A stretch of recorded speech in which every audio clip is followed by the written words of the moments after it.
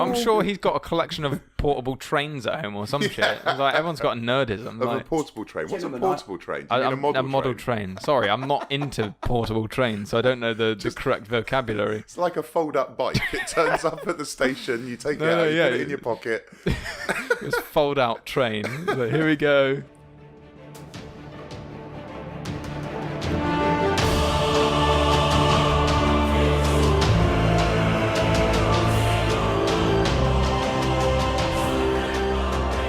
Hello, Geeks and Geekettes, and welcome to another edition of the Geekstation podcast where we talk movies, TV shows, games, and all things geeky. I am Sinn, and today I am joined by my co-host. Do you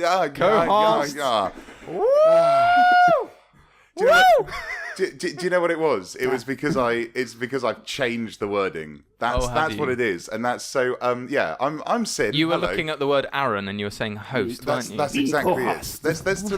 I'm Sinn, and today I'm joined by my co-hosts Martin and Aron. Say hello, Martin and Aron. Hello there. Thank you. You say hello, Martin and Aron. You know what? We need a new thing. We need a new thing. We need a new thing. No, it's fine. No, now. We need to abandon that. It now. We need to bury it. There's just leave. Actually, that's it. I'm done with the podcast for today. Hello. You're done. You're over. This is the Geekstation podcast, and that was the worst intro we've done in 26 weeks. But I peaked the mics within about 5 seconds. So. You did. The compressor will be working hard today. Yep. Hello, Aron. Welcome to the studio. Hello there, chaps. Thanks for having me. I'm ready to happy to be here. Get on with the discussions and the banter and the rest of it. And the rest of it, yeah. And all the other bits and bobs that go along. That's it. So this week we'll be talking about Black Mirror. Season 4. That's it. Yes. The second season to come out on Netflix. We'll be talking about that in detail later on. We thought, me and Martin, even though we were perfectly happy carrying the show on our own, taking the weight upon our shoulders. It was kind of exhausting. It was, actually, to be fair. It was. To talk for that long just between ourselves. Yes. The mental strain last week. Well, not the mental strain, just the physical strain. It was, last week was a bit... I think I needed coffee. Yeah. I needed coffee and I didn't have coffee. I could have offered you coffee. You should have. I could have. No, I should have. But it was mid-show. You'd already gotten up to let your girlfriend in. Or was that the weekend before? I can't remember. They're all just merging into one now. It's all one podcast. So we thought we'd invite our good friend Aron to the show. So... Aron's here. He is indeed. He's. These two titans of the podcast industry. I'm frankly surprised that they didn't carry the show with more grace. But they literally begged me. They said that it's just not the same without a third. It was gold, frankincense, money was exchanged, and here we are. Yeah, that's right. To my recollection, it wasn't cheap. That's right. Aron's talent does not come. It comes at a high price, and now we don't have David's Netflix money to throw around. To bankroll it's literally coming out of our pockets. Well, he better be bringing it back. I tell you that. Well, I don't know. Maybe. Hi, David. I'd just like to say hello to him. David, we miss you. Come back to England. Yeah, no. Let me translate for you, David. Hey there, David. My name is Aron Buckland, and you got a sense of the second name, do you? What? I doesn't matter. I said your surname. Well, now they can find you on the internet knows you now on the Book of Face. So, yeah. So, Aron, we talk about all things geeky here. If you didn't know. It's a nerd show. It's a nerd show. It's been a pleasure. I'll see you later. Take care. Yeah, I know you thought this was the portable train show, but it's actually not. So he's Jesus. Anyway, let's crack on with the news, shall we? I'm going to have to. I'm making a note now of the time codes. The time codes. So because I'm going to start time coding the episode because people have complained that we haven't had any fucking reviews, but people have complained. They've complained. Hate the internet. Anyway, news number 1. Disney have changed the name of the Han Solo movie in China. This is for the release because Star Wars The Last Jedi did not perform well in China. Can you guess what they have changed the name to? Han Solo, Bai Lao. It's like a derogatory word for white people. I was going to say, I can't tell if that's racist against us or Chinese. It is. Okay. I got called it many times in China. That's not right. That's not what they've changed it to. No, it is simply called Ranger Solo.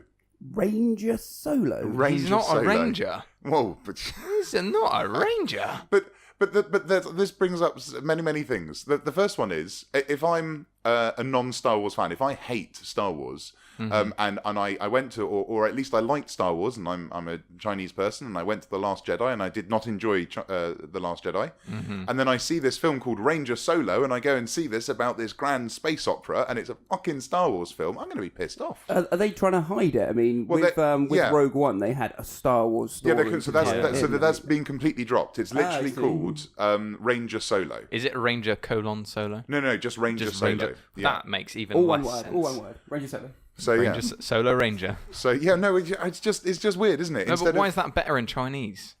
Oh, well, I don't know. I can't. Knows? Unfortunately, I'm not able to read or write in Chinese. I'm afraid. In Cantonese. In Cantonese or Mandarin. Or one of the two? Is Cantonese and Mandarin? They're the two different. Are they two They're different the two ones? main ones. They are. Which one's the Mandarin's the largest one, isn't it? I think so. Yeah. I believe it's the largest spoken word in the world. Yeah, but only because like 1.5 billion people speak it or something mental like that. So Ranger Solo. Fortunately, it's still in the West. It's still saying as a Star Wars story. What's it called? A Star Wars story. Solo. So, okay. They're going for the clean. It's just called Solo, isn't it? Is it called Solo? Yeah. Or Solo movie, something like that. I don't know. Solo, a Star Wars story. That's it. Solo, a Star Wars story. We still haven't had a trailer. Apparently, the news, the word on the grapevine is it will be dropping at the Super Bowl, which... Oh, a trailer? The Super Bowl will be Sunday. That makes sense. Is it this week? It will be on a Sunday. I know that. Yeah. The football's always on a Sunday. But apparently that's when they're going to do it. Because this film is coming out in May. We had this conversation last week, and there's still no trailer for it. Soon? Yes. Yeah, May the 25th. Not May the 4th? No, that's what I said. Heads will roll for this gentleman. But Heads will roll. It was going to come out earlier, but then Infinity Wars is coming out on the 25th of July, they don't want it to compete. Right. And then we've also got Deadpool coming out at the beginning of May as well, or something crazy. So that it's is the May 4th release. That is, yeah. So why don't you switch those? Oh god, you know what? Get me on the phone, Disney. I'll sort your shit out. But stealing the Star Wars release date for himself is something Deadpool would do. Is disgraceful. Or it'd be like a Star Wars spoof. That's true. Yeah, I would imagine there'll be many jokes about it probably in the film itself. But we'll have to wait and see. If I don't get to see Deadpool with a lightsaber, we haven't had just thinking about it. We haven't had a proper Deadpool trailer yet either, have we? We had the one in the phone booth. We had the Bob Ross. And we had the Bob Ross one, but it had the 10-second, shot of all the. It was like action punches. So I just realised that. I don't know. Well, maybe we'll have some stuff to talk about in the coming weeks, so that'll be good. No doubt. News number 2: the new Mission Impossible film, Mission Impossible 6, has a title: Mission Impossible Fallout. Twist. Wait, no. Yeah, the mission is actually possible. Yes. Sorry to spoil it for everybody out there. I do heartily apologise. This is the one with Superman. I can't remember his name now. Henry Cavill. Henry Cavill and his moustache. Oh, the mustachio man. We've heard so much about. So I'm Why didn't he hide behind that rather than the glasses as Clark Kent? You know. That would have made That's so not much Superman. more sense, That's a guy with a really creepy mustache. Oh wait, no, he's shaved it in 5 seconds. But why didn't they? But what doesn't make sense is why didn't they just, instead of CGing his moustache off in the film, why didn't they just let him grow a big beard and say, well, he's been dead for 6 months or whatever, but he's a Kryptonian, so he's still growing facial hair. Facial hair in a very designer fashion. And they could have had a facial haired Superman. Yeah, I mean that would have been. Much better. I mean, gentlemen, we all know the fandoms. We all know that even the slightest thing... deviation from the original design. But he had no mullet, though. Where was the mullet? Oh, dude, a mullet is... Because they had the mullet in the Return of Superman, and he never had that. Anyway, I don't know. But this is Fallout. This is the trailer of Mission Impossible. Are we excited about Mission Impossible 6? At all? No. I haven't really followed the franchise, if I'm completely honest. I think I not for saw a long the first time. one or the second one a long time ago. Oh god, you're not because you've got so you're not going to be like Martin where you don't see films, because I know you do, because you've got an Infinity Pass or whatever it's called. What's it called? Well, I wish it was called an Infinity Pass now, frankly. But it's called a Limitless card. Yeah. That's the one. Isn't that the name of the film though?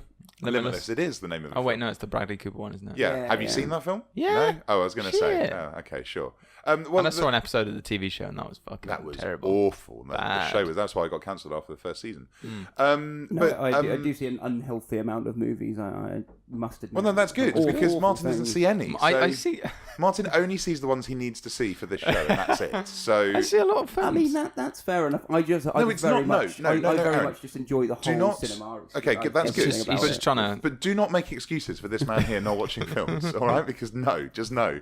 But no, the Mission Impossible 5 Rogue Nation was frankly awful. The one before it, Mission Impossible 4, was really, really good. Ghost Protocol. And as was 3, I think. But I'm on the fence about this one because it's another Tom Cruise being Tom Cruise film. It's like it's pretty much the franchise where he gets to cruise about as much as cruise about. He really does. See what you did there, Sinn? Thanks. Very punny. Anyway, news number 3. This is actually kind of more Star Wars news. Rian Johnson's been having to explain more things about The Last Jedi. The fandom just will not let him Jesus rest. Christ. It is very polarizing, though, I think, as a movie. It is. But he has to go on all these podcasts and he has to do all these YouTube shows the where movie's he has to out explain. there. The movie is out there for all to see. You know, if you've got a problem with your interpretation, then... Yeah, so have a sit down. This time round, he's had to explain the justification about who's raised parents. Spoilers for Last Jedi, if you haven't seen it yet. Tough. For who's you've seen it? I saw it. Good. Twice or 3 times. Good man. About whose raised parents were. Apparently, he had and I'm quoting here, a big ass document.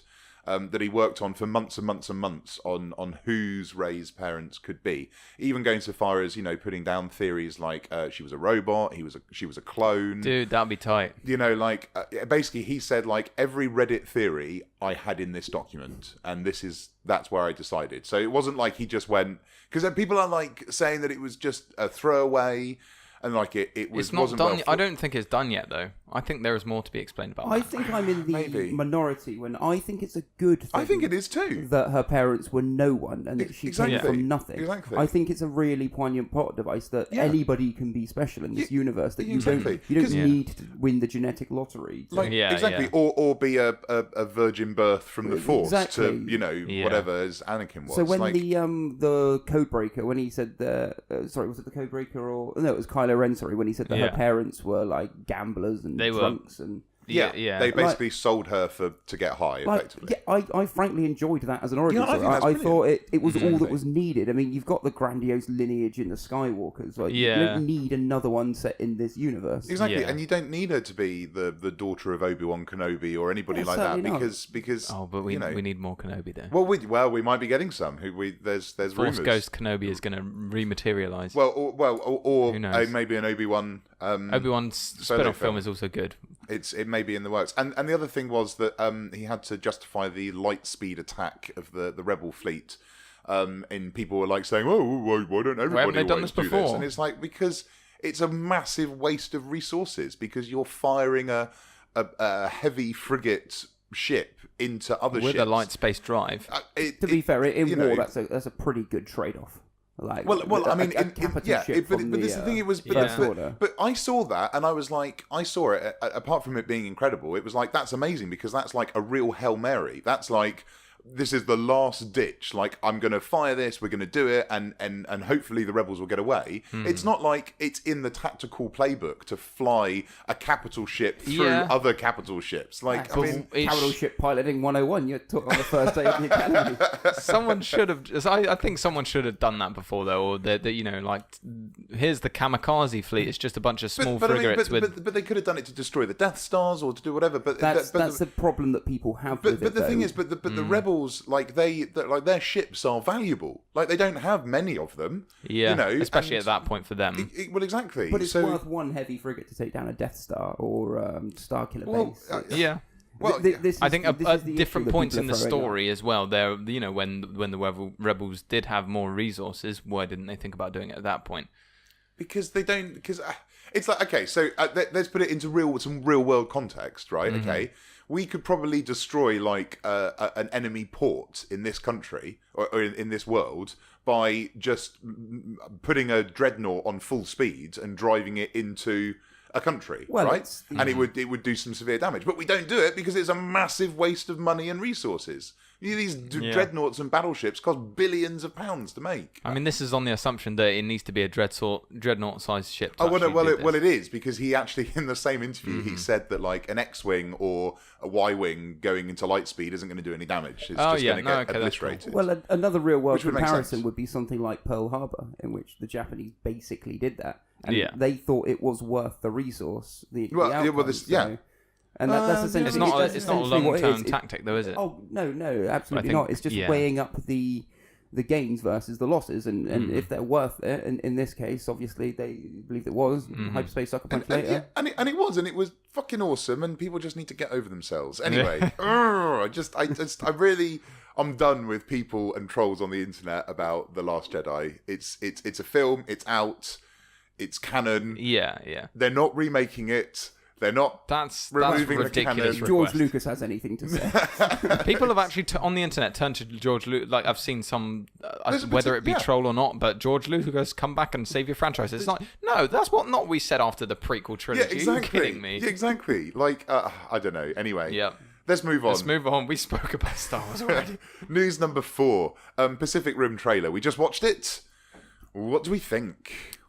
Pacific Rim. Uprising. I thought it was good. Looked good. New action bits in there. That looked fun. Was it me, or did John Boyega's accent sound more Cockney than it normally does? A lot more. Do you think I thought he was American before. He had the American accent before. Am I just thinking of Star Wars? Does he have an American accent in Star Wars? I don't think he doesn't have an English accent. No, I'm not quite sure. It's like American. It's like a gentle American. But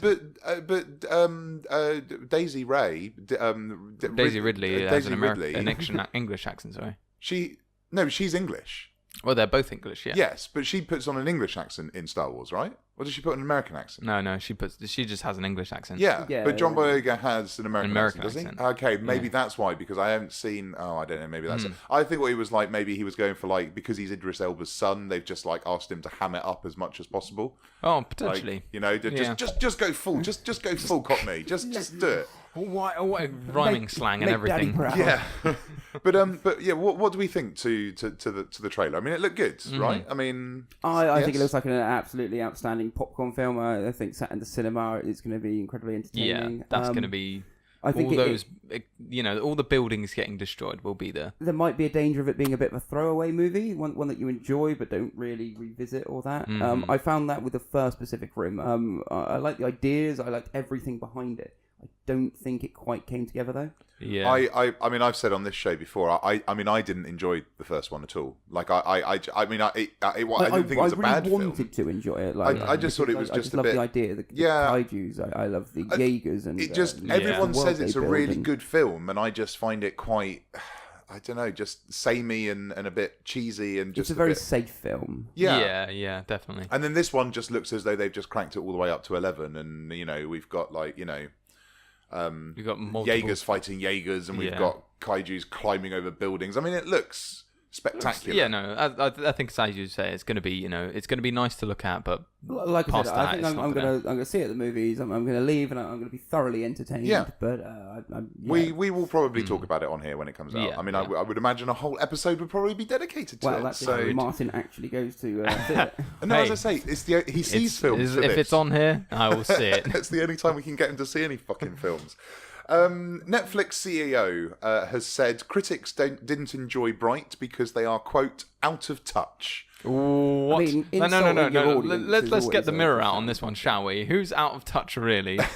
The CEO calling the audience out of touch, or the audience? No. He's saying that critics, because currently on Rotten Tomatoes it has a critical rating of 26% against a user rating of 86%. Wow! And it has been viewed. We were talking about this last week. It's Netflix's most viewed property. Within the first week, 11 million people had streamed it, etc., etc. Well, they were going hard with the marketing on this one, weren't they? Yeah. Well, it's their most expensive production ever. So and half of that was Will Smith's salary. So it's, Yeah.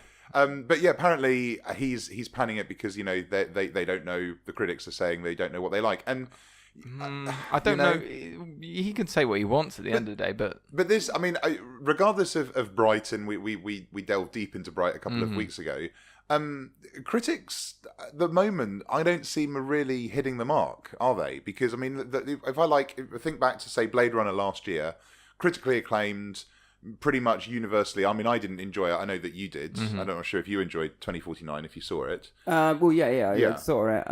Yeah, obviously, I have a limitless card. I would be able to say that I really enjoyed it. Okay, if it was about 45 minutes shorter. Yes, but it's come under a lot of criticism from the general fan. That people generally didn't enjoy it. The critics loved it. Last Jedi, critics absolutely loved it. Most people absolutely hated it.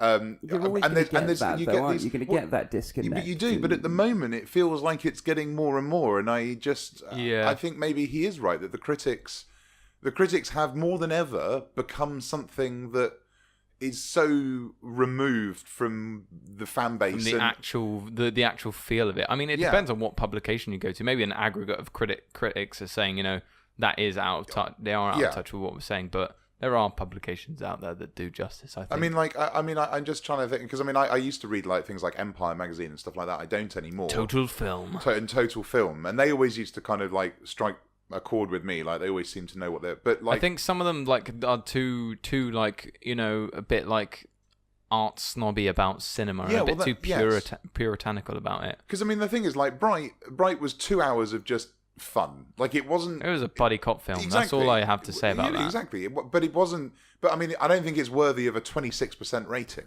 No, I certainly. Yeah. I don't think it's a film of the year or that, but I think it deserves at least a high 60, low 70. Yeah, I think 50. Also, somewhere between 26 and 86 would probably be good. Yeah, that's what I'm thinking. But such a massive, that's 3 films I picked out. I didn't do my research, because I came prepared. But I bet you that there's films. Many films have a massive, disconnect between the two, and I don't know. It's an interesting conversation. I think that he definitely has some grounds on what he's saying there, especially with the internet being as it is. That everyone's got an opinion, and the aggregate is that much bigger. I guess films are incredibly subjective. Some of my favourite films are absolutely torn apart by critics. What are they then? Off the bat, my favourite Christmas film of all time, Jingle All the Way. Jingle All the Way. Probably sat at about 5%. Is that the one with Arnie and finding the model toy thing? And the Turbo Man. That's it. Sorry, I think you'll find. And then at the end, he doesn't manage to get the toy, but he manages to become Turbo Man in the carnival. And for some reason, he has a working jetpack on a costume in a parade. It's absolutely ridiculous. I love it. I think that's fun. That's it genius. Is objectively terrible. But I just absolutely adore it. I think that as you say, that is something about film that it's more about what time did you watch that film? What did it mean to you? Does it hit the right notes for you? One of my favourite film franchises, I'll say this, Rush Hour. Oh, outstanding choice. Fucking love Rush Hour. Outstanding choice. Rush Hour. Chris Tucker, Jackie Chan. I was going to say Chris Rock, but it's not. It's Chris Tucker, isn't it? Yeah. It's the only other thing he did apart from Friday and what's that film he's in? I don't know. It's Space One. Space One with Chris Tucker. Yeah. Chris Tucker. Fucking oh god. Okay, I'll look it up, but only because Jesus, it's not. Oh, it's. Well, while Sinn's doing that, Rush Hour has one of my favorite. I think it's one of the outtake scenes. Oh, the Fifth Element. Fifth Element. Of course it is. He's playing the. Is he in there? Yeah. He's playing. What's the character name? Ruby Rod. Yeah.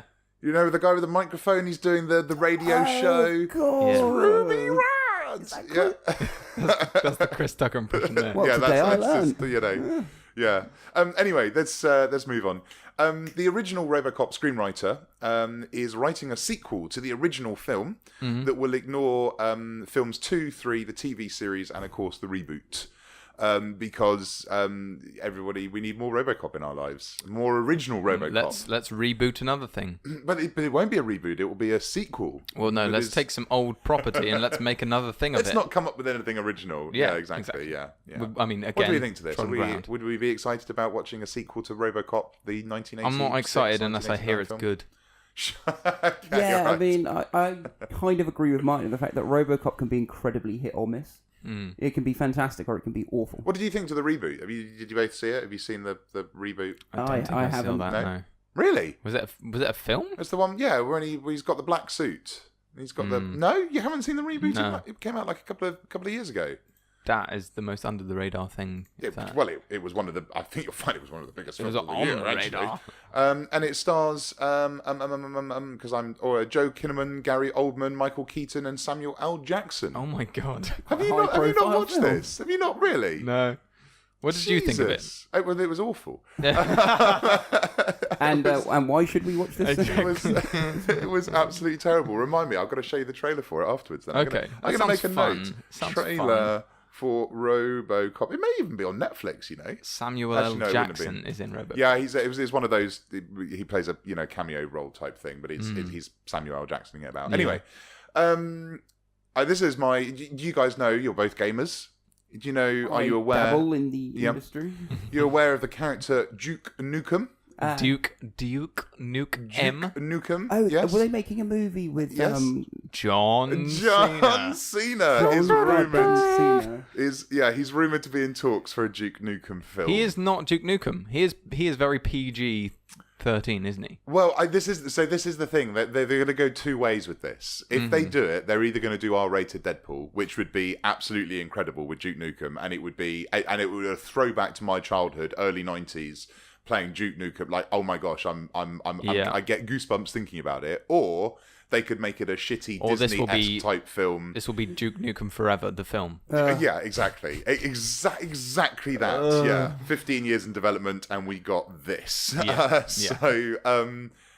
don't know if I'm excited or not about this, but I hear John Cena and I hear Duke Nukem, and I'm like, ooh. I think it's like one of those like crazy left field things that might actually come off, though. I mean, we're talking about new film properties. I mean, I know it's not an original idea, but it's a franchise. Game films are going like fucking wild at the moment. Well, yeah, whether they're any good or not is up for debate, but we'll wait and see. But are we excited? Would we be excited about seeing a John Cena film? If it's an R-rated one, I think it would work very well because it lends itself to the character very well. And if John Cena hams it up, I think it would just be absolutely incredible. It would just be potentially the biggest meme of 2018. I can see it at best being so bad it's good. Yeah.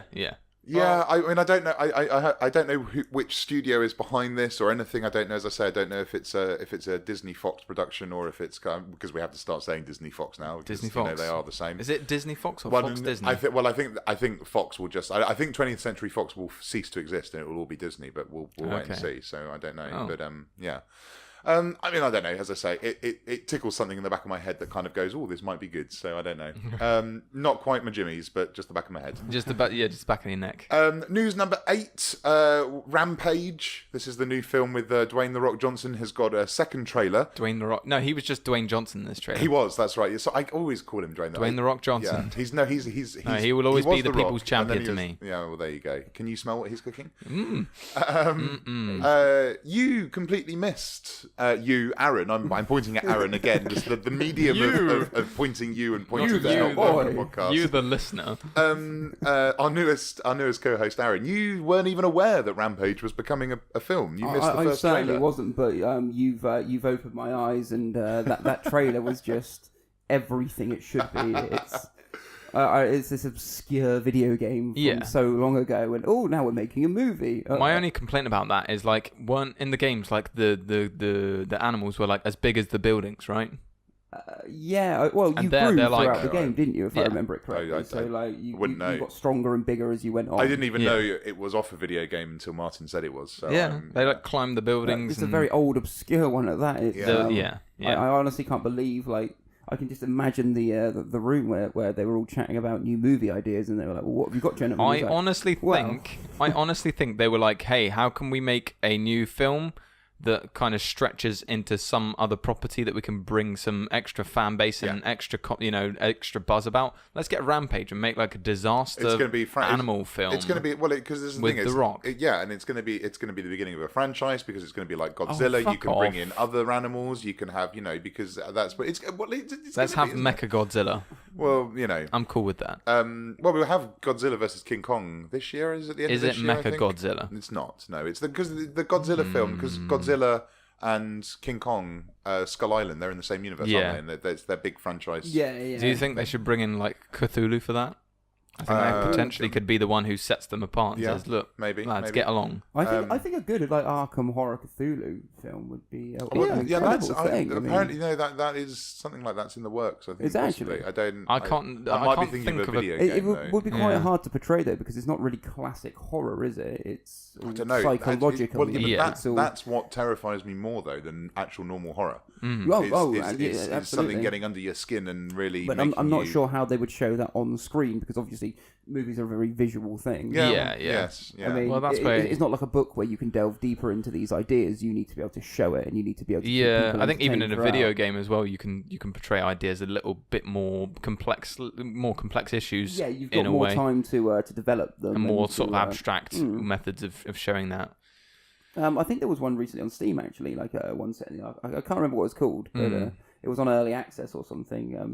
Worth looking into. Might be interesting. Yeah, for sure. News number 9. Number 9. Is this high score of the news? This is. We've got 2 more to go, and these 2 are funny ones. I don't even know why. It just made me laugh. Black Widow film is apparently in development for 2020. So finally, it's just late, isn't it? But this was reported that Scarlett Johansson reportedly is earning $25 million for the film. Wow! Wait for it. Reported by the Daily Mail. And not only good old money Mail that could have gone to our NHS, and instead we're paying it to these American actresses for doing what? Scarlett Johansson. We need to stop producing Hollywood films. We need to stop showing them to our children. With the taxpayers' dollars. The worst thing about this is, in the report, they went on to say that Jude Law and Ben Mendelsohn would be starring alongside her. Of course, what they didn't realise is Jude Law and Ben Mendelsohn are the 2 co-stars alongside Brie Larson in the Captain Marvel film. So, Daily Mail, you've done it again. So we don't even know if this is true or not, because someone just sat there with a crayon in their fist and just wrote it on a piece of paper, didn't they? And they go, "It's news." Lies upon lies upon lies. So there you go. And the final bit of news today is of the recording, the 28th of January 2018, is Lego's 60th birthday. And I thought that we should just take a moment to celebrate Lego and it's 60 years old today. I thought that was just quite awesome, really. That's absolutely fantastic. And you know what is even more fantastic? The fact that if you had the first Lego set ever produced, I can guarantee that it would fit together with modern Lego. Of course. You'd be able to use it. It's the original there would painting. Be barely any absolutely, discoloration to it. It's the hardiest product of all time. I don't know why they. And it will hurt your foot if you stand on it in the same way that a modern brick will. Well, as is well documented. Probably would. Experienced by us all, I'm sure. Right. Well, there you go. That was the news. News. Thank you for that. That's lovely. We still haven't got any jingles, no, we just, Aaron. So why do we need jingles? When because we have Martin? Well, that's true. It's just feeling like but I feel free like flow, free form. After 26 episodes, I feel like we really should have some jingles. I don't know. Who knows? From the display just then, I could not disagree more. So yes, there we go. Anyway, that was the news. Let's move on. So this is today's main feature. Excuse me. We are talking about The Mirror of Black. That is Black Mirror. Black Mirror. Which is the Charlie Brooker Netflix series. Originally Channel 4. Shouts out to Channel 4. That's right. This is the second series that's been produced by Netflix. It comprises of another 6 episodes. And I quite like this series because last time we had 5 kind of hour-long, 40-minute to an hour-long episodes, and then 1 an hour and 20-minute episodes. Whereas this one, they were all kind of anywhere from 50 to like an hour and 20. Got Callister, which was the poster child of the feature. Yeah. Ended on Black Museum, which was, I believe, like an hour and 10. Yeah. The others like batted around the 40 to 50. Yeah. Which I enjoyed really that. Liked. Yeah. I thought it was really good. So I thought what we would do is we'd just go through each episode and and then maybe at the end would rank them favourite to least favourite, maybe perhaps something like that. Yeah, good idea. As Martin is in the room, you know what's coming. Spoilers.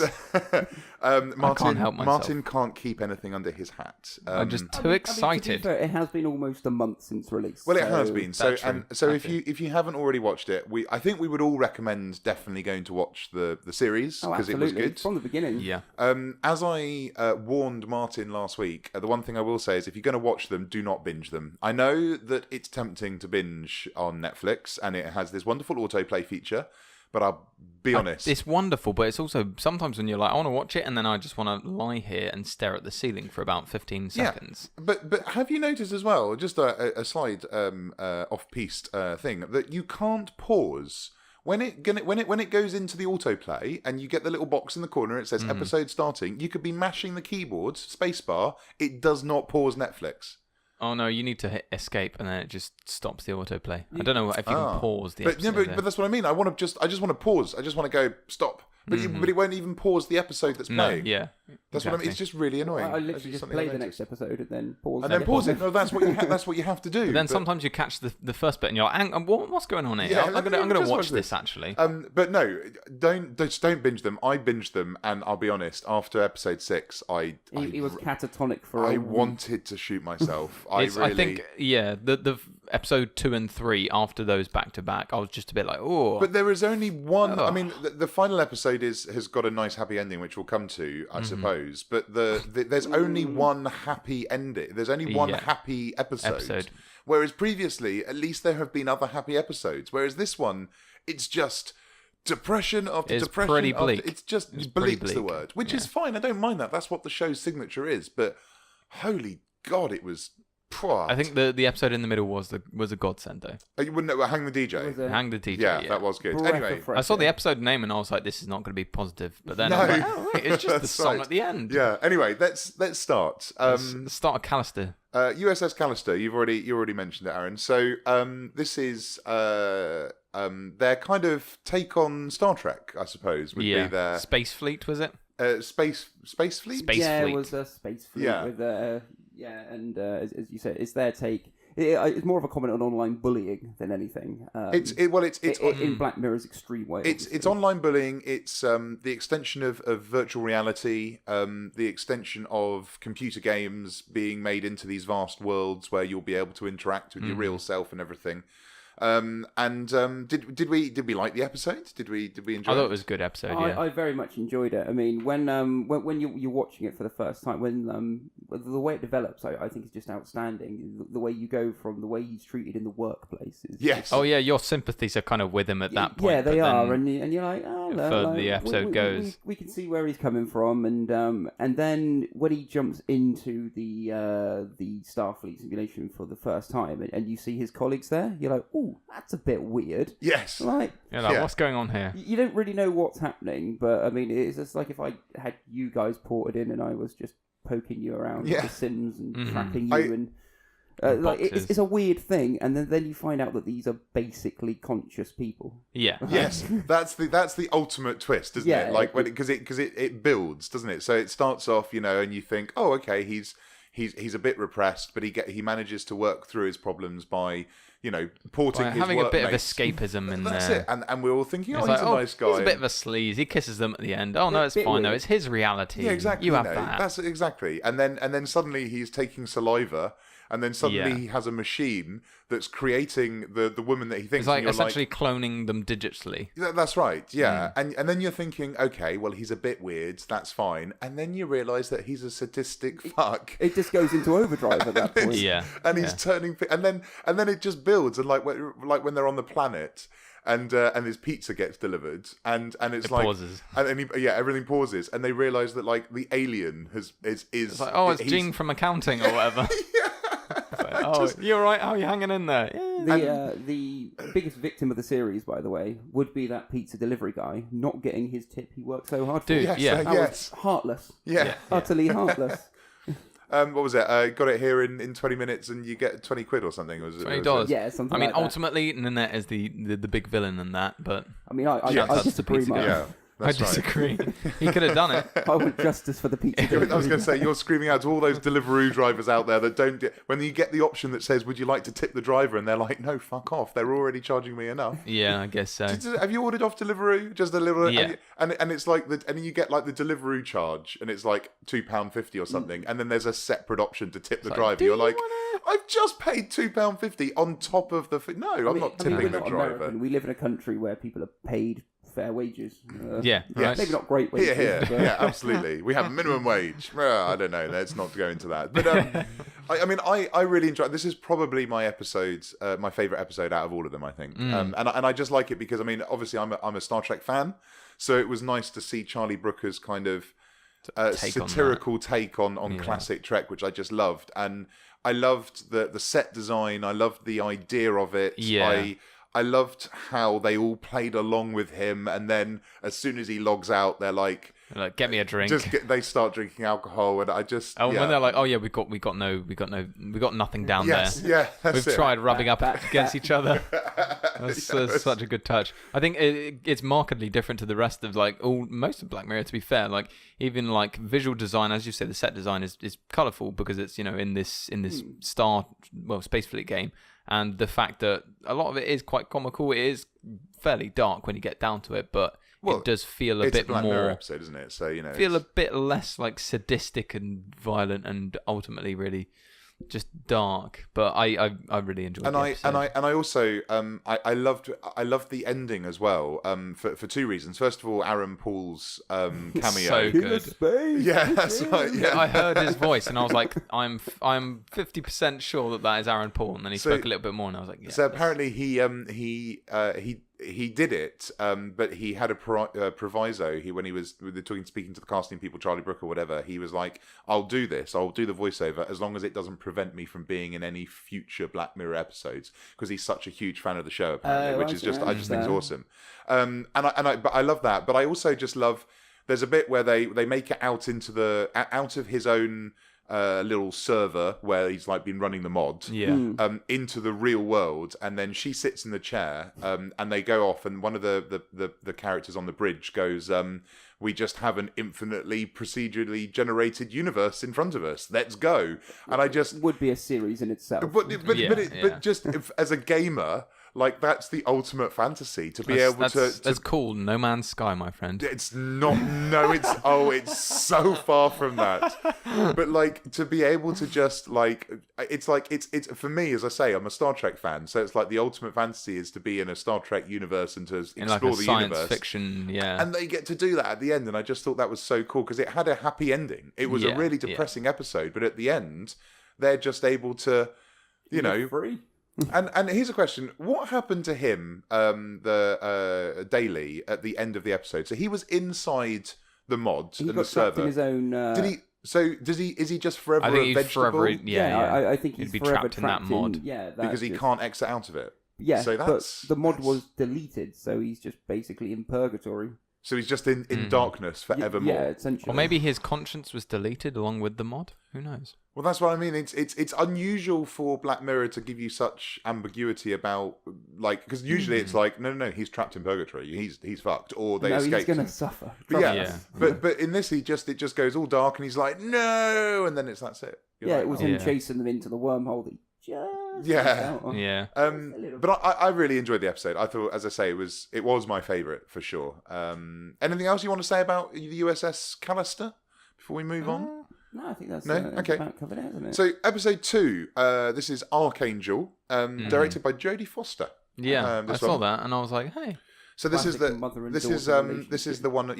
one about basically chipping your kids, and following them on a tablet. Yeah, that's right. So because this is potentially the future. There's already apps that you can download and install on people's phones. Well, you can as control. with all Black Mirror episodes, it's an extreme version of an existing technology. Mm-hmm. And what did we think to this one? Did we enjoy this one? Did we? Think I thought it was good, but it was classic Black Mirror.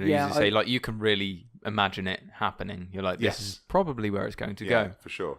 Some of the characters are, well, especially the mum character, I found myself particularly being like, oh, I just don't like you. No, exactly. I just don't understand why you're being so extreme with this. But I suppose if that character had, raised the kid to a certain point and, been really protective and that's all she knew how to raise her in, then obviously returning to that for her would be understandable. It was an odd one for me because I didn't really. I love the concept of the idea of the episode, but I just don't think it was delivered very well.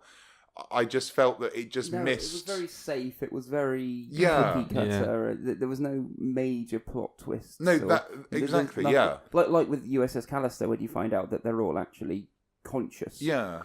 Air quotes, obviously, but there was no big twist like that. It kind of played out as you would expect it to play out. And actually, what I thought was going to be the big twist. So at the very end, when she's smashing the tablet over her mum's head, that was out there. Yeah, that was the most. That was the twist of the episode. I think her just being so violent with that. I was just for me, because it blurred out and it went to that fuzzy thing, and for me, I thought it was going to... she was going to be like that forever. That's it. And that the mum was dead. Mm-hmm. But then it's not, because she goes off and the mum just goes into the world going, oh, yeah. And of course, it's the parallels of... That was at the beginning of the episode. She was running through the streets screaming, I can't find you, where are you, where are you? Yeah. And at the end of the episode, she was running through the streets going, where are you, come back to me. But I just... Which I appreciated, but I just wanted...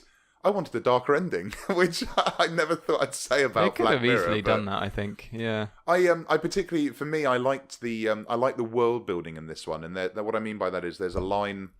The girl's grown up; she's slightly older, and she's visiting the doctor.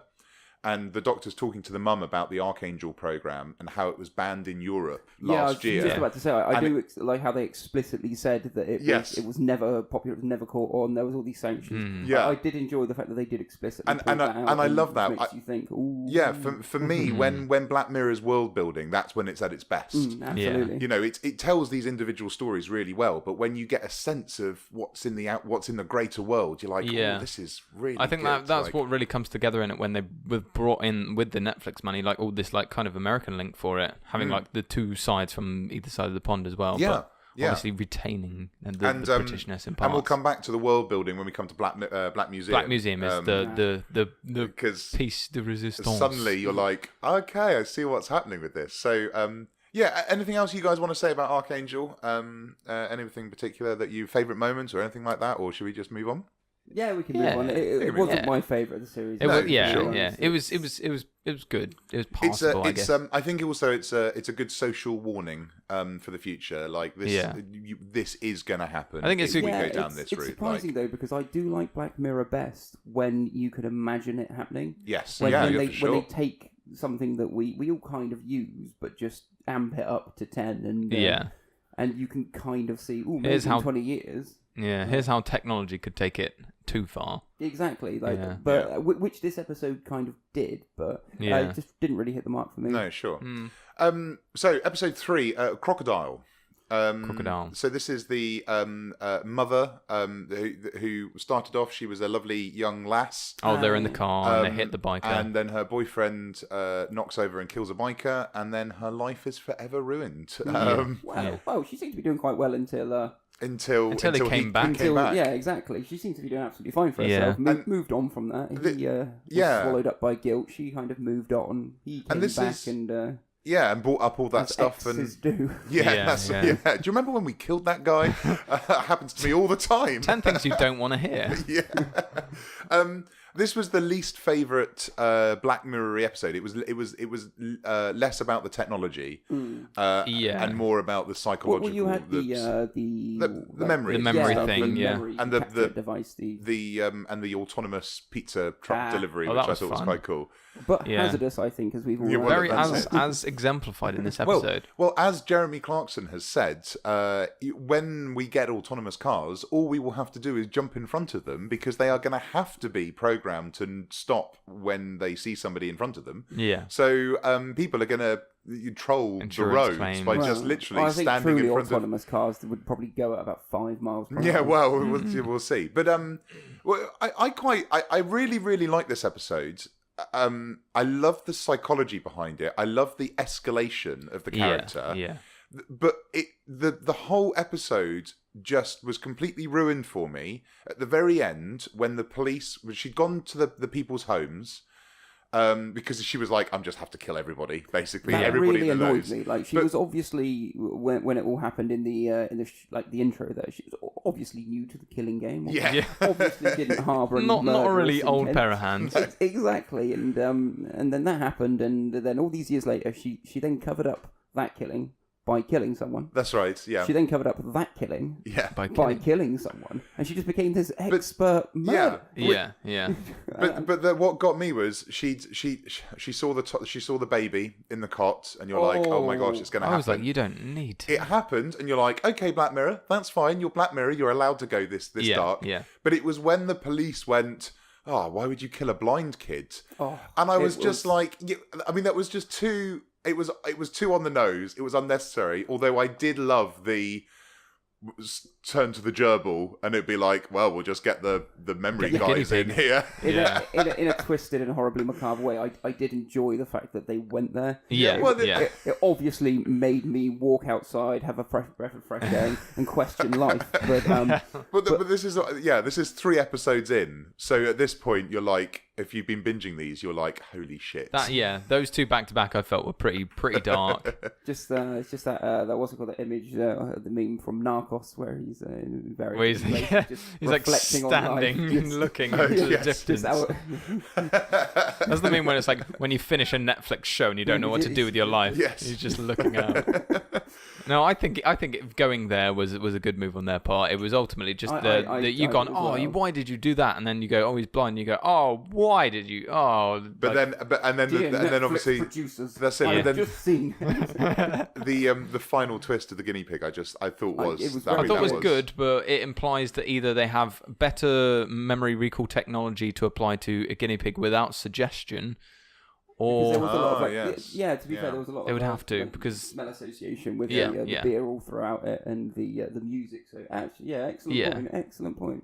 Just be aware of turning your head, sir. I did warn you of this before we started. This is a professional podcast, and if you're not going to act professionally around the microphone, then you can leave. This is. Do you want to mark him down for warning number 1 on that piece of paper there? Yeah. Everyone gets one strike. One strike. I just like staring into Martin's deep eyes. You're doing it again. You're still doing it. That was acceptable. That was acceptable. You have to do Batman Begins. You have to do Christian Bale. Batman Begins. You can't turn your head. All right. If you want to, you just fixed point. Yeah. It's all right. We'll sort the microphone out for next week maybe. But anyway, Crocodile. It was a good episode. I thought it was. I thought personally it was one of the favourites for me. Yeah, for sure. I think, for sure. It was a strong and also, just another point. Where is that episode set? Where? Iceland or Finland. It looks like that, but it was like Britain. It was like British. I think it's northern Scotland, but it looks at points it looked too flat. Yeah, I got my money's on and also they drove. That's what I got. They drove on the right-hand side of the road. Yeah, I think it's Nordic, Icelandic. I said Swedish to begin with, but the place names and the people were largely Scottish. Like the I'll tell you what, hang on. Shall I find out? It's probably shot. He probably shot that in Norway or Sweden. I'm saying. Gonna find out it's Cape Town, South Africa. There's just a lot of snow or a lot of CGI. With a lot of green screen. It doesn't say on Wikipedia. I'm afraid. I'm just trying to have a look.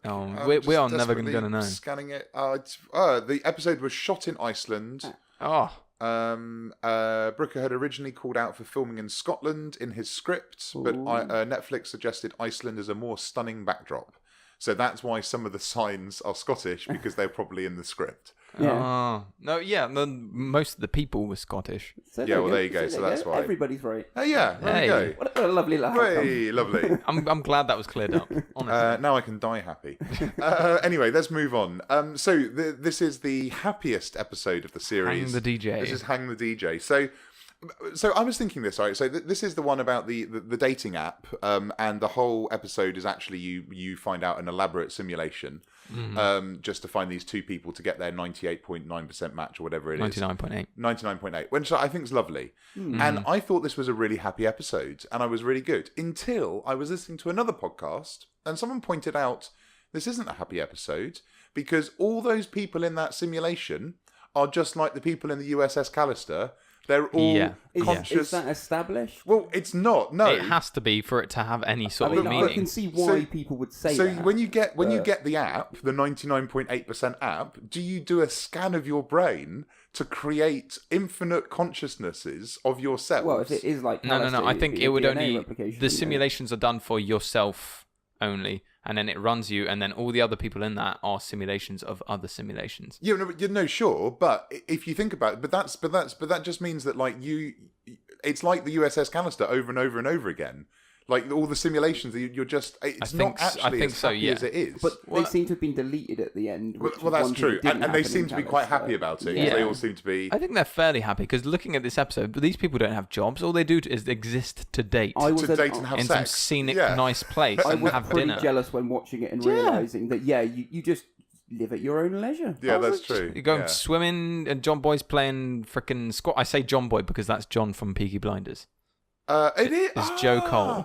Of course it is. John Boy's playing squash all day and she's swimming all day. I knew I'd seen him from I saw his face and I said, first thing, that's John Boy. And then I thought, that's not John Boy. And of course it is John was. Boy. Thank you. And he's like, it's good to see him in a different role and see a completely different role. Yeah, good to see him. Have you seen Peaky Blinders? Yeah. I don't believe I've seen the latest. Is it series 4? Series 4, yeah. I've seen up to series 4. Listen to the Geekstation episode 25 for an in-depth analysis of Peaky Blinders. That was what we were talking about last week. But of course it is John Boy. I really enjoyed this episode. I thought it was funny. It was super well acted. I really liked the most believable part about it for me was the chemistry between John Boy and what her name is. Yeah. Because you could tell there was a spark there, and it was a part of just the way those two actors gelled, and like even the other sort of chemistry that those two actors had with their other counterparts was clearly not on that level. Yeah. Even the second date, good lord. And the guy with the yeah, and it's like, and then he goes down on her, and he's like, and she just hears him go under the duvet. That was a nice little montage. Such a great touch. And sorry, go on. I was going to say when he cracks a joke, and his second date is, you're one of those people that tells jokes. Jokes. It was like that was then he presses it and it's 1 year and everyone's heart just bleeds for this man instantly. You just see it. And at the end when they just leave the after the year, I thought it was it 5 years, wasn't it? Was it a year? It was 1 year. It 1 year? It was 9 months for her. And, that's it. Yeah. And they just turn around and he goes to hug her and she just turns around and walks off. She's like, don't even. Yeah. Well, the best bit of comedy in that relationship when she's like tikka masala and he's like, what? Tikka masala breath. Yes. I was like, why wouldn't you like that? Yeah. Who doesn't like tikka masala? And it's just really nice as well. I love it. It's got the end couple of minutes, the music swelling, they're running through the taser at the end. That's it. Oh, hang on. And it's like breaking and they reality. Start climbing the ladder, and you're like, and they make it up, and you see all the other ones, and then they start fizzing into thing, and then it just goes up to the 99.8, and then you see the app. And then you see each other. Them in a pub. I thought, we're at a house party. I thought actually it could have been a pub. There was taps there. Oh, okay. And they just see each other's eyes. I just thought that was a nice moment. That was lovely. Was really good. I love this episode. I don't know if it's a bad thing or a good thing. It didn't really feel too much like Black Mirror though, because it was so not. It felt like a feature length. Well, that's what I mean. It was a bit shorter. That was just like quite fulfilling and affirming and wholesome. Yeah. Well, that's what I mean. It was it's like San Junipero, the last series. It was the one rare feel good episode that does not happen. I mean, it's happened maybe twice in Black Mirror history with San Junipero, and then this one. I think all the other ones have been absolutely. I'm just looking through all the lists. Yeah, I would say all the other ones have been entirely depressing. I think the one where the Prime Minister fucks a pig is uplifting for me. It's got a happy ending, hasn't it? But then, but then his wife won't touch him, and it's like, that whole thing is like. But I just like to imagine that. What, the Prime Minister fucking a pig? I mean, yeah, it's got whole new connotations with our current Prime Minister. Cameron, his uni hazing days. That was the funniest thing about that news. Is that episode of Black Mirror? It's like Black Mirror predicted it. Yeah. Jesus. So anyway, moving on, episode 5. This is Metalhead. Metalhead. So this is extremely polarizing episode. Yeah, this is the black and white short film Short film. I think this is the shortest episode, wasn't it? It was only like 40 minutes. 47 minutes, I think. Yeah. I really enjoyed Metalhead. Aesthetically, I liked it. Was outstanding. Okay. Yeah. It was a terrible Black Mirror episode, though. What makes you say that? I don't think it was a Black Mirror episode. It just seemed so completely out of sync with the rest of the series. It felt like too much of a departure from what they were doing with the other ones. Yeah, this kind of post-apocalyptic world, rather than... And the being in black and white, and this whole... I mean, in terms of the world building for this episode, not much was done. You really don't know about this universe. Isn't it? Yeah. You're not meant to know why it's like it is. You're not meant to know where these rabid dogs came from. You're not meant to know any of these things. It had the typical bleak ending. But like I said, I very much enjoyed it. I very much enjoyed watching it. I really liked it. I just don't think it's a good Black Mirror episode. It felt like a horror film as well. It's pretty much like this woman is being chased by this, the killer, which is the dog. I loved the empty sets. I loved the whole bleak nature of it. The lack of dialogue. Like, I think there was a really good point at the start as well that it really felt really strange for a Black Mirror episode was when they're all in the car and they're all talking and they're talking about pigs or something. It's just like this this comes off as like something like really Tarantino-esque, like this, just talking about nothing. Why would you like to be a pig? Oh, because your nose is the same height as everyone else's arse. It's sounds like a society to me, Martin.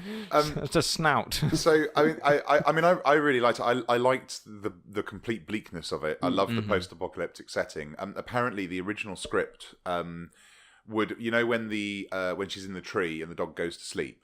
Apparently, in the original script, that would have then cut to somebody in their living room who was controlling the dogs. And he went and made himself some dinner or something like that. I actually really quite enjoyed that. And he took it out because it was too much like the USS Callister and a bit too kind of like that guy. Somebody's in charge of everything. And also he then apparently really likes the ambiguity of the fact that you don't know if somebody controlling these. You're not meant to know anything that's it, about exactly. it. I like that. I do like that. Is it just a rampant AI that's decided all humans must die? I mean, you just don't know. Yeah. Well, there's been some what's it called? A lot of theories, obviously. Yeah. I think the most prominent one I heard was that these were like literal guard dogs. And so basically people bought them, they put them wherever, and they acted as guards. I think they were a bit more non-lethal back then. And then some rampant AI took over, some terrible program. I quite like that. I quite like that theory, actually. That's what I was thinking, because I mean, from what you see from the world, like there's no one around really. And especially at the end when you see them sort of scouring the landscape and scanning the scenes, I really like that. How at the end of the episode, it almost just went reverse chronologically, back and back and back. And what I really like, there's two bits that I really, really like in this one, and I think they're my favourite moments in the episode, and possibly my favourite moments. It's not my favourite episode, but possibly my favourite moment from the entire series. There's two of them. The first one is the very, very end when you realise that all they were after was a fucking teddy bear. Yeah. Like, you're just like, oh my gosh. Well, that speaks of the world, doesn't it? If you're willing to go through so much for something that, obviously we see it as incredibly minor, but what that would have meant to the recipient is... And that almost made me... If they'd held it for just slightly longer, I probably would have welled up and a tear would have rolled down my face, because it was just such a, like, holy fuck. Yeah. But the thing that really got me was when the dog explodes or fires the thing and she gets all those trackers in her face. Like a literal metalhead. And you're like, oh shit. Like, she's gone through all of this. She's done all of this to try and get away. And in the last second, it's like, and you're just like, and then... Well, from the ending, she agrees with you. Yeah, well, that's... Yeah, and then it pans out and you see all the other dogs running and you're like... Yeah. And I love that.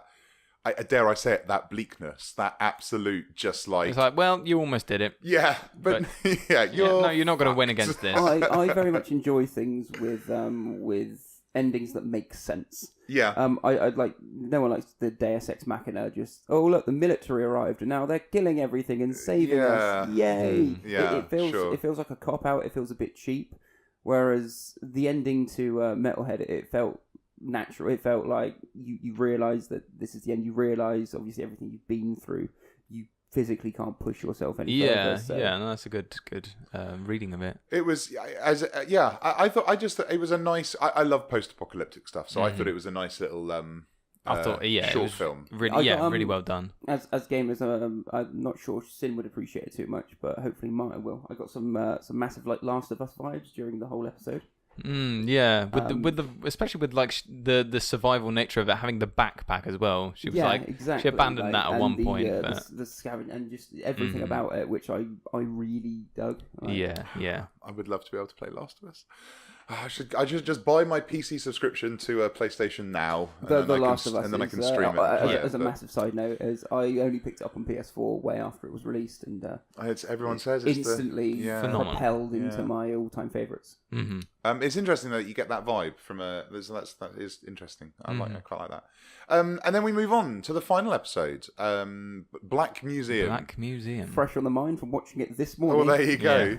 Yeah. So this was another little mini anthology in itself. Yeah. So it had three stories. Three stories. One that was part of the main episode, and then obviously kind of two that were flashbacks.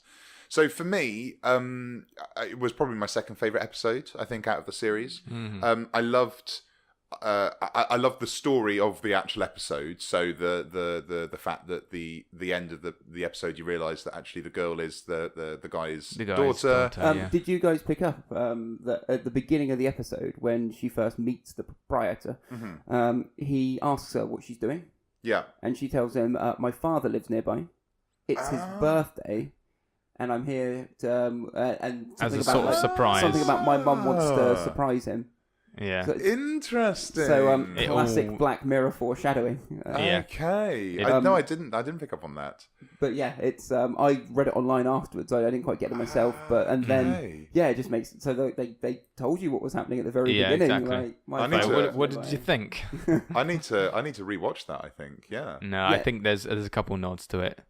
What I really liked though was the world building. I love the fact that it had a callback to a lot of the other, like it had the DNA replica from Callister. That's it. Yeah. Well, this is the thing.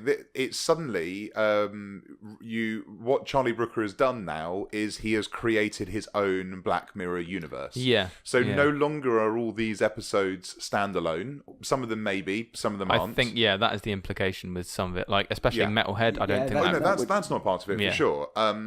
But we know that there's loads of stuff. So I mean, there's a list here. So there's a comic which is 50 Million Merits comic. Which that was so good. Yeah. Why'd you take so long? Yeah. There's obviously the bear for the true prong symbol from the White Bear episode from season 1 or 2, I think. Season 1. I think. There's the DNA replica with the lollipop. Yeah. There's some ADI from Hated in the Nation. So which is the very which episode was that from the second series, I think. There's the Archangel tablet. There's the bathtub where the guy was murdered, the woman was murdered in Crocodile. Yeah. Oh, really? Yeah. There's 2 rats which are shown represent characters from Shut Up and Dance. There's multiple allusions to San Junipero because obviously it's the whole point about the memory, consciousness, and transferring the mind and everything. Sorry, go on. I was going to say, going similar to this, in the rest of the series, they actually had these little Easter eggs as well. In Metalhead, when she goes into the abandoned house? Yes. There's a San Junipero leaflet on the really? on the table. I didn't. Interesting. So it happens in all the other episodes. There's, so they are linked. Yeah, exactly. So interesting. It's just most prominent in Black Museum. The links to the other episodes. That's the most direct allusion to it. Yeah, so, I just really like that idea. I mean, I love the fact that each of these stories can be they're all of their own, and that's absolutely fine, and that's totally cool, and they probably will be. They're never gonna do I would like a 2-parter or something like that. That might be quite interesting, but you just make it a feature-length episode. Why not? Yeah. Well, but I really like the idea that actually this is all in the same world, and actually you could even go so far as this is our world, just in the future, 20, 30 years in the future, which previously it was like, oh, well, this is our world if we diverged off. But actually, no, all of these things happen in the same universe. This is what I just love that. I think it's just brilliant. I like the way they have brought into that. But I mean, watching a Black Mirror episode, the first 10, 15 minutes, you're sat there thinking like, what is this universe? Trying to sort of like deduce it and break it down. True, I really enjoy that part of it. Yeah. I'm going like, what is this a simulation? Is this a hologram? Is this real life? What is this? What is this? That's the catch. Where's the butt? Yeah. Where's the poop? Yeah. That's what I'm asking myself all the time. Where is the poop? Like, where is the poop? I keep wiping, but is it real? Am I imagining the poop? Is it actually there? Is that like what's when you do a ghost poo? When you You know you did something. Yeah. And that's what I'm saying. You wipe and there's no poo. And then you look and there's nothing there either. And you're like, wait a second. Anyway, we're now just talking waste toilet paper, but yeah. This is still the Geek Station, I can assure you. We're not... Welcome to the poop station. That's right. We've literally started talking shit. Oh my gosh, yeah, it was going to happen after a while. We've been doing it for half a year. Now it's just all downhill. It's just, yeah. So there were 3 stories. So the first one was about this guy, the doctor. The pain addict. The pain addict who... That said at the end it was a short story by someone else, I think. Oh, really? Yeah, oh, interesting. Said in the credits. Okay. But very good. It fits in the universe very well. Yeah, that's it. I absolutely adored that section of it. Yeah, it was horrendous. It was fucking horrific. It was the best kind of way. Slicing himself open. That was the worst bit. And you can physically see his devolution into this absolute madness and hunger. And the line, of course, he was a doctor, so he knew how to give himself just the right amount of pain, but not cause any permanent damage. And you're like, as he rips out that would be right. That would just be like. And I just love the when he dies, he has the massive heart attack or whatever, goes into the coma. On a massive like ecstasy high, and he's perpetually in like this state of bliss. Euphoria. That's right. And then he's got the boner. Yeah, that's right. Yeah, the huge. He's like maybe I did the boner. Yeah. So that was the first kind of little bit. The second one was really. This one was a bit similar to the White Christmas episodes. I think this is really bleak because I always get shivers about the fact that you're in a kind of purgatory type thing. So it's a bit like what we were talking about USS Callister. So this is where the consciousness is transferred into the boyfriend. Yeah. And she's just there and she can't interact with anything. She's just stuck on this. Sat in a chair. That's right. Frankly, when I saw that and they obviously marketed this wonderful thing you get to, I was like, that's just torture. Yeah, no, that's it. I was like from the get-go, I was like, this is not a pleasant thing. Exactly. Like, who would choose this? I mean, who would choose to be able to like witness but not experience anything about life? Yeah. It just... And then madness. What gets even worse when she gets put into the bear. And it's like, oh my gosh! And then you look at the bear and you're like, oh shit, she's still in there. Yeah, you realise that she's been sat in that museum for and it's like, long. Monkey needs a hug, Monkey and you're needs like, a hug, oh my gosh, like, come here, monkey. Holy shit! I mean, I'm all for living forever, but fuck me, not if it's that. Like, no way. With 2 buttons. That's 2 buttons. You need at least 5. Yeah, UN law dictates. I mean, yeah. When they said that the voice communications were rudimentary, I was like, all right, mate. No, they're like. From the 80s. Yeah. Penn Jillette wrote the short story The Pain Addict. As in Penn Jillette from Penn and Teller. There you go. Oh. Yeah, you learn something new every day. And then, of course, we go to the main feature, which is like the fact that, as I say, that we reveal, the big reveal is that he's been torturing the consciousness of this murderer who has been... And you noticed in the short stories that the story had been building. He was mentioned and everything. Killed what I liked about this one was the proprietor, I can't remember his name, Rollo. As he was going through telling these stories, he did it with relatively little emotion. Yeah, sure, yeah, of course. There wasn't. He was just relaying. He was a storyteller. He was just relaying it as it happened. Whereas as soon as they walked up to that cell, he turned into a sadist. Yeah, no, instantly. Yeah, that's right. The happiness at seeing him suffer was. And again, it goes. The thing that really got me about this, and it's the your consciousness living in in a monkey forevermore, is the fact that he produced the souvenir, which was an exact copy. It's a separate consciousness. Forevermore in that pain, in that moment. And the people buying them, they're pretty fucked up. That is absolutely. Yeah. But it's like, how many times is this consciousness out there in the world? And it's just, and this is what really gets me, and this is what I think.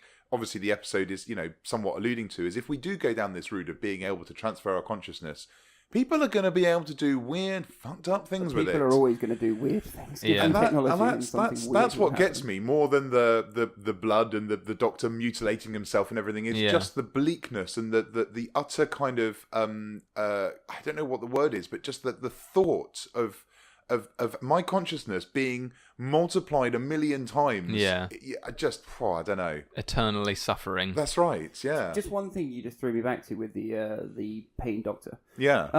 There was a ridiculous moment in that section. So basically, what happened was it's when they realised he was like, it was getting a bit too much for him and all that. And what's his name? Rolo's told him that we're working on a way to deactivate it. Yeah. I was like, just don't use the hairnet. Yeah. Yes. Yeah. It relies on this one thing. Like, just take it off. Remove it. Just take it off. That's true. Why did they let him take it home as well? It's like, for fuck's sake, that's property of the fucking hospital. I'm gonna have sex clearly, with this guy has got some issues. I mean, the amount of fun he was having at home with it, I don't think you could stop him from No, yeah, certainly at that point. But I'm gonna say, him having a male and female orgasm at the same time. Yeah, well, that's every man's dream, really, isn't it? Let's be honest. Yeah. Is it? I don't know. With the old deactivation hairnet thing, I was like, literally just don't use it. Like, the problem solves itself. Yeah, that's it. So, there we go. That's all 6 episodes I think we've gone through. Yeah. So, let's want to rank them. Your favourite to least favourite, perhaps. Yeah. I mean, if you can. I mean, personally for me, I think it probably favourite. It's probably USS Callister. I think then Black Museum. Hang the DJ, I think next, and then Metalhead. And then Archangel, Crocodile. Archangel's definitely my least favourite, I think. I just didn't... Yeah. I would agree with that, though I would switch Black Mirror, Black Museum even, and USS Callister. Sure, okay. So I'd have Black Museum on top, then USS Callister. And then Hang the DJ, then Metalhead, then Crocodile, then Archangel. The sci-fi fan in me just loves the USS Callister. Yeah. So that's it's an absolutely outstanding episode, but Black Museum just peaked it for me. No, sure. I would probably have a similar. I wouldn't put Black Museum on top. I'd probably keep Callister on top. But I'd put Crocodile maybe higher. Bully as well. the new guys. Oh, really? Yeah. I really enjoyed Crocodile. Put Crocodile above. I don't know what. Hang the DJ. Metalhead. Above Metalhead. Mm-hmm. I really liked Metalhead as well. The thing about Metalhead is, I would have liked to have seen an hour and a half. I could have watched an hour and a half. Oh, of that. Absolutely. Just fleshing out the world a little bit more, but then still leaving some questions. I just would have liked to have seen. I don't know. It opened up possibilities, it's which an I was extremely interesting universe they built for it. Yeah, and, that's it. The way that everything was a mystery did leave you hungry for more. The way that you didn't know why the world was like. Some of the things as well, like you're going the house she goes into. Like this guy, he's got like guitars in 2 of the rooms. You're like, this guy's a rock star. What? Who is he? What music was he making? Exactly. It's a rich ass house. He's got a Land Rover or whatever. I was just like, these slight allusions that give you half a clue on what's going on, but not the rest of it. And it's just like, it's like when you play a video game like Fallout and you run around and like you just stumble upon these little scenes. Yes, sure. The best bits of Fallout. Oh yeah, absolutely. Just these little scenes that have just been built, and then you yourself have to make the story of how that happened. Yeah, which is like one of the best things about exploring an open world game like Fallout is. And I think Metalhead hit that note very well. These they gave you the bare bones of the information, and you built the story around it, which I thought was very good. For sure. So there we go. That's Black Mirror season 4, available now on Netflix. If you haven't seen it, definitely go and do it. But you have been warned. You may want to kill yourself afterwards. Yeah, I was binging it yesterday, interspersed with The Trip. With Steve Coogan and Rob Brydon. Right, okay, yeah, sure, yeah. Just to keep it light, keep it fluffy, feeling good. I think you need to do that for sure. So there we go. Right, let's we're running out of time desperately. So let's have a quick whiz through what everybody has been playing, reading, watching, and all that good stuff this week. So let's start with our new host. Aron, what have you been watching, reading, playing that you would like to share with us? I've been watching a lot of Black Mirror all week, trying to get involved there. I don't know if you want me to talk about that. No. You were playing. I've been playing Hunter. A lot of Monster Hunter this weekend. Sure. So, Monster Hunter World came out on Friday. Obviously, the latest in a long-running series. I'm very much enjoying what I played so far. I'm not amazingly far in. I think I played about 6 hours or so. But from what I've played, I have really enjoyed it. There are a few hiccups with the game. For one thing, as I said to you earlier, Martin, that matchmaking is the biggest ball ache Yeah. Is that something that's inherent to the system, or is it something that just performance-wise might get better? It's inherent to the system. It's as designed. I mean, the actual connection is fine. Once you're in a game with someone, it runs absolutely fine, and everything's okay in that respect. It's just that getting to that point is about 4, 5, 6 menus worth of work. That's not great. You can do the story mode in co-op, but you need to have completed the mission first.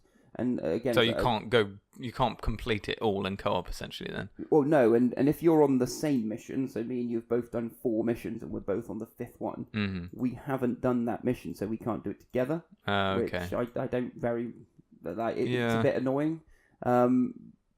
I mean, it depends on how important co-op is to yourself. In that I mean, from what I understand, that game it's at its best when you are playing co-op. So that's what I thought it was about. I thought it was about just getting your friends together to hunt some monsters. Well, yeah, I mean, you can play these together, but again, with the limitations of the matchmaking, there's this mechanic on it. Basically, you send up an SOS flare during a mission. Okay.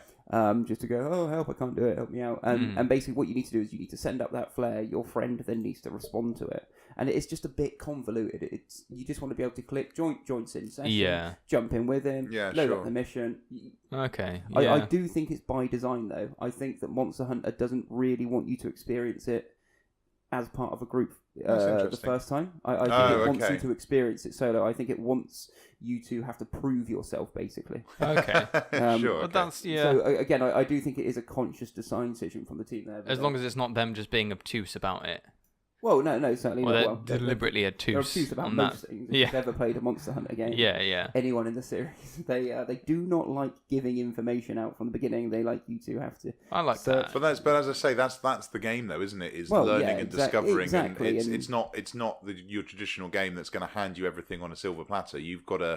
You've really got to do the monster hunting, and you've got to learn how to do it. You need to put the time in, and which I think learn the mechanics. Which I think is brilliant, and not enough games do that. I think games give you all the answers. Modern games are very much like that, and it's very frustrating. There's a lot of hand holding. There's a lot of don't worry, follow me. We'll show you how to do it. Well, here's a tip. Wink, wink. Might work. That's it. Yeah. Well, I'll look forward to playing Monster Hunter when it comes out on the PC in September. I can't believe the gap. What's the reason for the delay? To make sure the port's correct. I mean, Grand Theft Auto 5, I had to wait 18 months. Yeah, so... I think there's a lot more pirating issues with PC and console. That's an issue I mean, I can see with things like Destiny where it took about a month and a half or so, but like 9 months is just. Well, I'd rather they do it right than I get a shitty port, because I've had shitty ports too many times. Right, so that's. But yeah, okay. Well, there you go. What about you, Martin? You've been doing anything? Yeah, I've come back to Zelda a lot this week again. Still trying to do that. But still there with the expansion. I'm not quite there yet, but I'm getting there. The main thing I've been sort of going back to though is or pushing on with is Nier Automata. Oh, now. We said last week that you were going to give us the ultimate. What is this mind bending thing? I don't know yet. I've completed my first run through. Right. Okay. You've done your first run through. I've done about 9 hours. I've completed my first playthrough. Yeah. At the end of the first playthrough, story ends. You're like, yeah, okay, that's cool. Doesn't give you that much closure. Isn't there about like 8 or 9 endings? Yeah. Well, this is it then says to you at the end of that. It says, oh, that's the end of Route A, and it's like a message from the developers, and it's hi. Thanks for enjoying Nier Automata. To enjoy this game at its best, you probably want to play this a couple of times. This is Route A, so play again, and you'll get to So what you're saying is we have to wait another week. Yeah. Oh, God damn it! For any sort of mind-blowing plot reveals, but I played through a bit of the second playthrough so far. So rather than playing as the lady 2B, her name is. You play as 9S, who's the chappie that's always with her. Right. So there's a different take on the events, but I've heard that it's largely an interesting similar. concept, to be fair. I just fucking love this game. The way it is, I do really. The presentation of it is absolutely gorgeous. The themes they touch on as well is just it's really great. I fucking love it. I'm looking forward to hearing your take. I want to know what the fucking. I really do. Okay. We need to bring some PlayStations round next week. I don't know if I want to. I don't know. Anyway. I don't know. I don't know if I want to play. Whatever. Anyway, Well, let us know next week. I want to know what this. Hopefully, I'll have if I don't get drawn back into Zelda again as well. So, for me, I was playing more Batman Arkham Knight. So last week, I was playing the Telltale games. I haven't played the latest episode yet. I'm actually going to start playing it as soon as you guys have left today. I'm really excited about it. We'll just leave, shall we? Yeah. Don't mind. Show myself out. But I needed my Batman fix, so I started playing Batman Arkham Knight the other week. And last week when I started playing it, I put 14 hours into it since 2015. I've now put 42 hours into it. Okay. So I've played it a little bit this week. Almost like tripled or quadrupled. Yeah. Wow. And I played it, and spoilers. The game came out 3 years ago, so give a shit. Yeah. But it's obviously it's the ending of the Arkham trilogy, and the Rocksteady wanted to bring it to a nice, neat conclusion. So at the end of the story, Bruce Wayne, Batman gets unmasked. And Bruce Wayne, after this, he goes back into the city and he gets on to Alfred, and he's like, Alfred, begin preparations for the Nightfall Protocol. And you're like, oh, Nightfall Protocol, okay. And then the game says, in order to unlock the Nightfall Protocol, you need to do all the side quests, basically. Or no, it says you need to, in order to do it, you need to capture 4 more of the most wanted, which is the Rogues Gallery, right? Okay. So I captured most of them. I had a couple more left, and I had a couple of quick ones and a couple of easy ones, couple of long ones. So one of them being the Riddler. I was like, oh, fuck that. So I did trophies, do you? Well, no. So I played through, and I captured a couple of extra bad guys, and I looked at a couple of guides to try and find where they were all. I was like, I just want to see this final. And I did it, and it was like, you've now captured enough most wanted to initiate the Nightfall. Do you want to do it? And I was like, execute Nightfall Smash Protocol. That motherfucking button. And it was really cool because it was like Bruce Wayne goes up to the bat symbol where it was, and he's like, okay, goodbye. And he gets in the Batwing, and the Batwing flies to Bruce Wayne's manor, the Wayne Manor. And like, there's loads of people outside the front gates, and there's news reporters, and they're like, oh, Bruce Wayne's here. And he steps out, and he walks up to the house, and he takes his mask off. And he gets in, and Alfred's there, and he goes, are you sure you wish to do this, Master Wayne? And he's like, it's the only way, Alfred, to protect them. And you're like, okay. And he closes the door, and the house blows up. Oh, snap. And it's a big explosion, and Wayne Manor collapses, and then it fades, and then it goes to credits. And then suddenly you're Batman again, standing in Arkham City, and it goes, a little thing on the screen goes, if you want to find out the full Arkham Nightfall experience, you need to complete the game 100%. Which means finding every single fucking Riddler trophy. So I was like, no, I'm not having this. So I just went on YouTube and watched it. And no sane man blamed you. No, right. And the only thing was like a voiceover from like Commissioner Gordon, who's now running for mayor. And there's some thugs mugging somebody in an alleyway, and a Batman-esque figure appears on the rooftop, jumps off, and it turns into a burning bat symbol, and that's it. Wow. And that's I'm like, the true ending. I am so glad that I did not put another 10 hours into finding these fucking trophies. That's because classic GTA Vice City. I completed this game 100%, and all I got was this T-shirt. Yeah. But I just that was my week, and I'm so glad I didn't. I'm so glad I looked it up and didn't just thank fuck for the internet. Basically, is what I'm saying. Jesus. Thank fuck for the internet. So so I'm done with that. So I'm done with my Batman time now. So yeah, all Batmaned out. I am all Batmaned out. So yeah, there we go. Anyway, that was it. I've just realised we didn't do our classic. What we're going to talk about next week before we didn't, did we? Altered Carbon is out on the 2nd, isn't it? Out on the 2nd. Yeah, the Netflix. I saw a trailer. That is Friday. Are we going to be able to watch it? I don't think so. No, we'll talk about it. We always talk about these Netflix shows the week after. Because it gives us the week. Series, or it is is. It's 10 episodes. We'll figure out something to talk about next week. And you tune into that. It will be a surprise. It'll be a surprise. That's right. Yeah. We hear about Playthrough B, don't we? Yeah. Well, that's it. Well, yeah, that's it. Playthrough B is next week. Yeah, that's it. But we'll find out. We'll talk about something exciting and something geeky, no doubt. So yes, maybe RoboCop. As you guys haven't seen it. Have neither of you guys seen RoboCop? No. I've seen the original. But you haven't seen the new one? Not in a while. Right. No. I think next week we should do a throwback and we should talk about RoboCop 2014. Okay. Okay. Let's do it. There we go. We're talking about RoboCop 2014 next week. RoboCop. There you go. Anyway, thanks very much for tuning in. If you are listening to this one on iTunes, it would be awesome if you could give us a review and any star rating. 5 stars would be awesome, but even if it's just 1 star, because Martin has promised to sing any reviews that are published. I will sing. So on the iTunes store. On the iTunes, that's right. Yeah. So give us so give us a review. That would be awesome. If you're tuning in to this on YouTube, then that would be awesome if you could give us a like and a subscribe. It really helps the channel. Don't forget to check out our other videos as well. Martin, I promise you, your Hat in Time videos are going up this week. So we're getting back on the old gameplay videos, so tune into those. Also check us out on Facebook, facebook.com/The Geekstation, and leave us a post there or just say hi, that would be wonderful. In the meantime, you can find me at Mr. Sin on Twitter.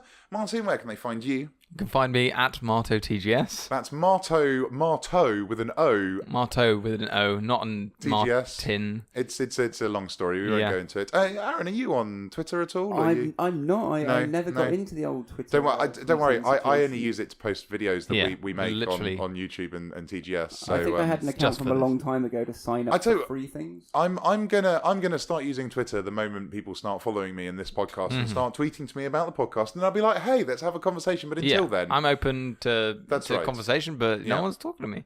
So anyway, thank you very much for joining in. Aaron, this is your first podcast. Thank you for joining us. Thank you very much for having me. It was an absolute pleasure to shoot the shit with you. Shoot the shit. Talk about poop on the poop station. That's pretty much what we did. Yes, make some poop station. And you're obviously welcome to join us next week as well. I certainly will be. And forevermore. So the only thing to say is it's goodbye from me. It's goodbye from me. And it's hello from me. Whoa! Goodbye. There's always one, isn't there? Cheers. Thanks very much, guys. See you next week. Bye. Shit.